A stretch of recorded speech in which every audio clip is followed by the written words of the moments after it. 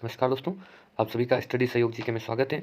तो चलिए आज हम बात करेंगे कि जो आपकी द्वितीय प्रश्न पत्र है, ये कुल 100 नंबर का एग्ज़ाम होगा और आंतरिक मूल्यांकन यानी वाइवा आपके 30 नंबर का होगा और बाह्य मूल्यांकन यानी आपकी लिखित परीक्षा आपके 70 नंबर की होगी। तो इकाई 3 है समसामयिकी शैक्षिक चिंतन, जो आपके ये 10 नंबर की आएगी। तो चलिए अपन शॉर्ट नोट स्टार्ट करते हैं। स्टार्ट करने से पहले अगर ये आपको वीडियो अच्छा लगता है, शॉर्ट नोट्स का वीडियो अगर आपको अच्छा लगता है तो आप वीडियो को लाइक और शेयर ज़रूर करें और चैनल को सब्सक्राइब करें, जिससे कि आपको नोटिफिकेशन मिलता रहे और हमें भी मोटिवेशन मिलता रहे। और आप टेलीग्राम भी ज्वाइन कर सकते हो। टेलीग्राम ज्वाइन करने के लिए डिस्क्रिप्शन में लिंक दिया हुआ, तो उससे आप टेलीग्राम भी ज्वाइन कर सकते हो। तो चलिए अपन स्टार्ट करते हैं। पहला प्रश्न है, श्री अरविंद के अनुसार शिक्षा क्या है? तो श्री अरविंद के अनुसार शिक्षा मानव के मस्तिष्क और आत्मा की शक्तियों का निर्माण करती हैं। यह ज्ञान, चरित्र और संस्कृति का उत्कृष्ट करती है। दूसरा प्रश्न है, Shri Aurobindo international centre of education की स्थापना किसने की? तो Shri Aurobindo international centre of education की स्थापना श्री रविंद्र की प्रतिभाशाली शिष्या मीरा अल्फा ने सन 1952 में की थी। तो ये श्री अरविंद जो इंटरनेशनल ऑफ एजुकेशन जो संस्थान थी, जो कि किसके नाम से? श्री अरविंद। तो श्री अरविंद इनकी एक शिष्या थी मीरा अल्फा, जो कि 1952 में इस संस्था की स्थापना की गई थी। अगला आता है, गांधी जी के अनुसार तत्कालीन शिक्षा व्यवस्था में 3 बड़ी खामियां क्या थी? तत्कालीन यानी जो उस समय की शिक्षा में, जो शिक्षा व्यवस्था में जो 3 बड़ी खामियां क्या थी गांधी जी के अनुसार, वो अपन देखते हैं कि गांधी जी का मानना था कि तत्कालीन शिक्षा व्यवस्था में 3 बड़ी खामियां हैं। और कौन कौन सी है खामियां, वो देखते हैं।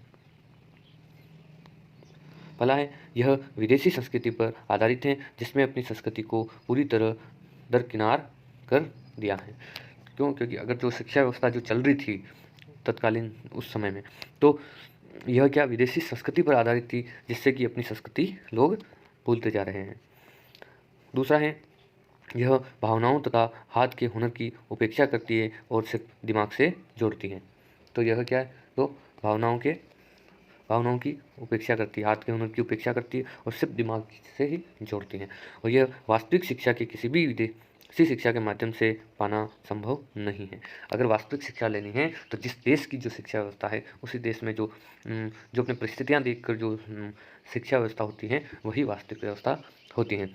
विदेशी शिक्षा को अपनाकर अपन वास्तविक शिक्षा प्राप्त नहीं कर सकते हैं।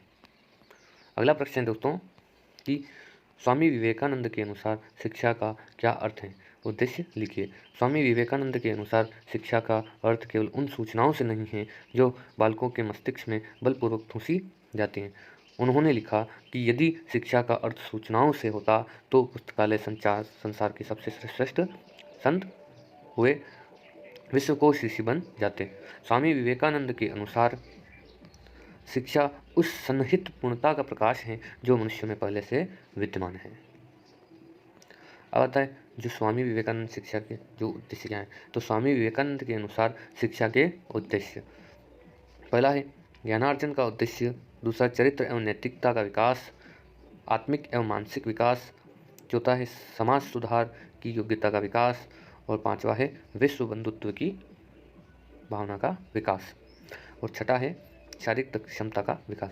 अगर ये आपके बड़ा प्रश्न आता है तो भी आप इस टॉपिक के हिसाब से अपने हिसाब से आप लिख सकते हो कि स्वामी विवेकानंद के अनुसार शिक्षा के क्या क्या उद्देश्य हैं। तो आप यह 6 टॉपिक आप लिख सकते हो, 6 ये उद्देश्य हैं, इसको लिख सकते हो। अगला प्रश्न देखते हैं दोस्तों कि मीरा अल्फा ने शिक्षक की किन विशेषताओं का उल्लेख किया है? तो श्री अरविंद की सहयोगिनी मीरा माँ ने शिक्षा की निम्नलिखित विशेषताएं बताई हैं। पहला है, एक अच्छा शिक्षक होने के लिए पहले उसका एक संत नायक व अच्छी योग्य की होना आवश्यक है। दूसरा है, वह अनुशासित व समग्र व्यक्तित्व वाला हो। तीसरा है, वह अपने अहम का त्याग व मन पर काबू कर सकने वाला हो। चौथा है, शिक्षक स्वयं बच्चों के साथ साथ आगे बढ़े। और पांचवा, शिक्षक सम्मान करने के लिए शिक्षक को सम्मान का पात्र होना जरूरी। तो ये क्या थे शिक्षक की जो निम्न जो विशेषताएं बताई हैं कि एक शिक्षक में कौन कौन सी विशेषता होती है। तो ये किसने बताई? श्री अरविंद की एक सहयोगिनी थी, एक शिष्या थी। वह कौन थी? मीरा अल्फसा। तो उसने क्या जो शिक्षक के अंदर क्या क्या विशेषता होनी चाहिए, ये 5 विशेषता बताई। अगला प्रश्न देखते हैं, क्या मातृभाषा को शिक्षा का माध्यम बनाने के गांधी जी के विचार से सहमत हैं? तर्क सहित उत्तर दीजिए। मातृभाषा को शिक्षा का माध्यम बनाने के गांधी जी के विचार से हम पूर्ण सहमत हैं। गांधी जी मातृभाषा को शिक्षा की नींव मानते हैं। उनके अनुसार मातृभाषा एक ऐसा साधन है जिसके द्वारा विद्यार्थियों को अपने देश के विचार, भावनाओं और आकांक्षाओं की बहुत बड़ी विरासत हासिल होते हैं। मातृभाषा को शिक्षण का माध्यम रखने के पीछे गांधी जी का यह तर्क था कि विद्यार्थी विद्यालय के शुरुआती वर्णों में अपनी मातृभाषा में ही बातें को ज़्यादा से ज़्यादा स्पष्टता के साथ रख सकता है। उपरोक्त तथ्य शिक्षा के नवीन मनोवैज्ञानिक सिद्धांतों के प्रति अनुकूलता के लिए, इसीलिए गांधी जी के उपरोक्त विचारधारा से हम पूर्ण सहमत हैं। तो दोस्तों, कुल मिला के ये है कि गांधी जी के हिसाब से जो शिक्षा का जो माध्यम है, ठीक है, जो प्राथमिक शिक्षा होती है वह मातृभाषा में शिक्षा होना अनिवार्य है, क्योंकि गांधी जी मानते थे कि अगर मातृभाषा में हम शिक्षा व्यवस्था डालेंगे तो एक अच्छी नींव तैयार होगी। अगला प्रश्न देखते हैं दोस्तों, श्री अरविंद के क्रमिक शिक्षण विधि को किन सिद्धांतों पर आधारित है? ठीक है, जो क्रमिक शिक्षण विधि है ये किन सिद्धांतों पर आधारित हैं? तो क्रमिक शिक्षण विधि के प्रमुख तत्व, जैसे कि यह विधि करके सीखना पहला, दूसरा है विद्यार्थियों का सहयोग, तीसरा है विद्यार्थियों की स्वतंत्रता, और चौथा है प्रेम व सहानुभूति का प्रदर्शन, और पांचवा है विद्यार्थियों की रुचियों का अध्ययन, और छठा है शिक्षा का माध्यम मातृभाषा, और सातवां है विद्यार्थियों के निजी प्रयास, और आठवां है विद्यार्थियों के निजी अनुभव, नौवां है विषयों की प्रकृति के अनुसार विद्यार्थियों की शक्तियों का उपयोग। अगला प्रश्न देखते हैं दोस्तों,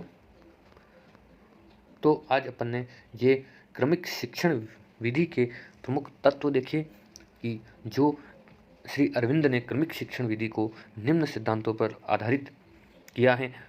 ये कौन कौन से सिद्धांत थे तो ये अपन ने देखे। तो आप इन सिद्धांतों में आप अपने हिसाब से कुछ मिलाकर लिख सकते हो। तो चलिए, आशा करता हूँ कि ये आपको शॉर्ट नोट्स पसंद आए होंगे। और इकाई 3, तो द्वितीय प्रश्न पत्र इकाई 3 समसामयिक की शैक्षिक चिंतन, ये इकाई आपके 10 नंबर की आएगी। और आप अगर वीडियो आपको पसंद आया हो तो ज़्यादा से ज़्यादा शेयर करें और लाइक ज़रूर करें और चैनल को सब्सक्राइब ज़रूर करें, जिससे कि आपको नोटिफिकेशन मिलता रहे। और आप टेलीग्राम चैनल भी ज्वाइन कर सकते हो, जिससे कि आपको उसमें आप PDF भी प्राप्त कर सकते हो, और ऑफिशियल जो भी आपके नोटिफिकेशन आता है तो आप उसे प्राप्त कर सकते हो। तो आशा करता हूँ कि ये शॉर्ट नोट्स आपको पसंद आए होंगे। तो बहुत बहुत धन्यवाद।